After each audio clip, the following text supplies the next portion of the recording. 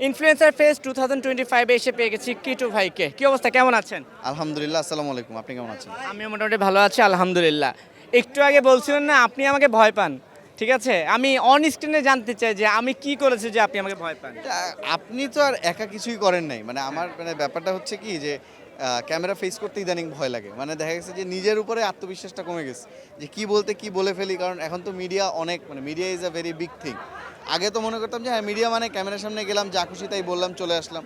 কিন্তু এখন মনে হচ্ছে যে জিনিসটা দিনকে দিন অনেক সেন্সিবল হচ্ছে, সেজন্য কিছু বলতে অনেক ভয় করে আর কি। ঠিক আছে, এই প্রসঙ্গেও কথা বলবো, কিন্তু তার আগে আয়োজন নিয়ে কথা বলি। মার্ভেলসে এমন একটা আয়োজন, অসংখ্য কন্টেন্ট ক্রিয়েটর এসেছে, তাদের এমন উদ্যোগ, এমন আয়োজন আপনার কাছে কেমন লাগছে, কেমন দেখছেন?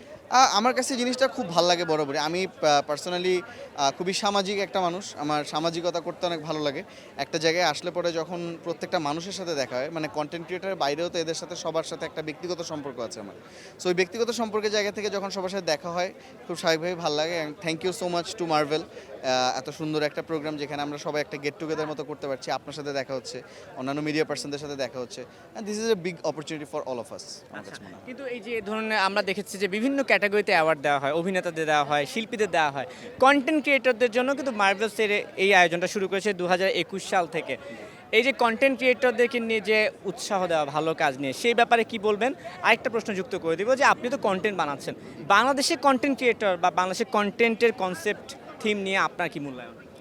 আচ্ছা, প্রথম প্রশ্নটাতে যদি আসি, যে মার্ভেল বিউ হচ্ছে কন্টেন্ট ক্রিয়েটরদেরকে কাজটাকে মূল্যায়ন করার জন্য একটা অ্যাওয়ার্ড শো আয়োজন করছে, এবং আমি মনে করি যে যে কোনো ভালো কাজের যদি আপনি তাদেরকে অনুপ্রেরণা দেন, তাহলে সেই কাজটা হয়তো বা অনেক ঘাটতি থাকে, আমাদের কাজের মধ্যে অনেক কিছু কমতি থাকে। সো সেই জায়গাগুলো পূরণ করার জন্য যে বাড়তি চেষ্টা করার যে জায়গাটা, এই ক্ষেত্রটা কিন্তু আসলে মার্ভেল বিউ ক্রিয়েট করে দিছে সবার জন্য। যেহেতু ক্রিয়েটররা এখানে কাজ করতেছে, ক্রিয়েটররা যারা ক্রিয়েটিভ ওয়েতে কাজ করতে চাচ্ছে, যারা একটা ক্রিয়েটিভ ওয়েতে একটা কন্টেন্ট ক্রিয়েট করতে যাচ্ছে, যেটা এখনকার ডিজিটালাইজড মার্কেটিং সেক্টরে অনেক ইম্পর্ট্যান্ট একটা জিনিস।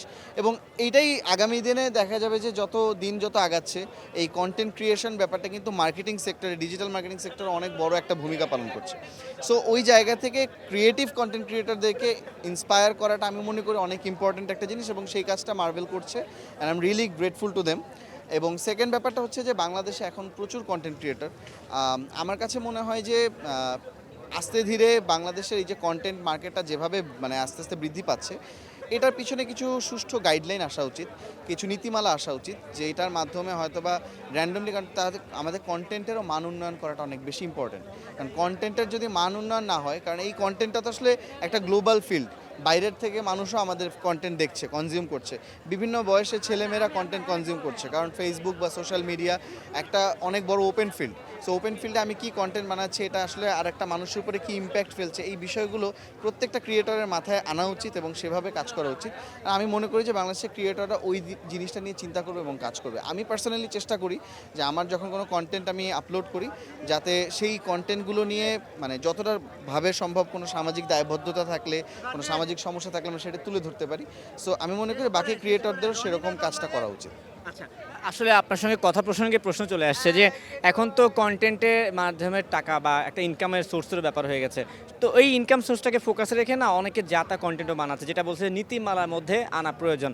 আপনার কাছে কি মনে হয় যে আসলে এই ব্যাপারটা কিভাবে আসলে নীতিমালা বা কিভাবে আসলে একটা সীমিত পরিসরে বা গাইডলাইনের মাধ্যমে আনা যায়? আপনার কোনো পরামর্শ আছে যে কিভাবে নিয়ন্ত্রণ করা এটা যায়? আমার জন্য বলাটা একটু কঠিন, যেহেতু আমি আসলে কোনো নীতি নির্ধারক নই।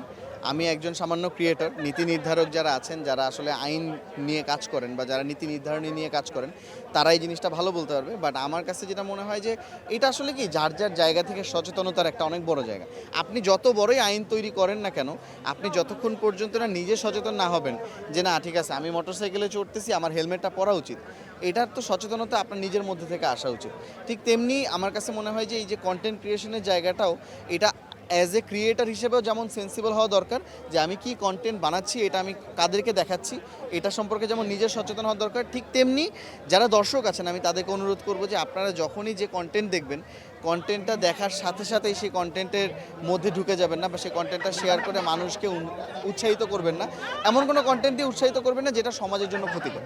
তাহলে আমি মনে করি যে একই সাথে দর্শক এবং ক্রিয়েটরদের দায়বদ্ধতা যদি তারা সচেতনভাবে হ্যান্ডেল করতে পারেন তাহলে এই জায়গাটা কিন্তু অনেক ক্লিন হতে পারে, এটা আমার প্রাইমারি। ঠিক আছে, আপনাকে অসংখ্য সময় নিলাম, অনেক মিস করছেন আমি জানি।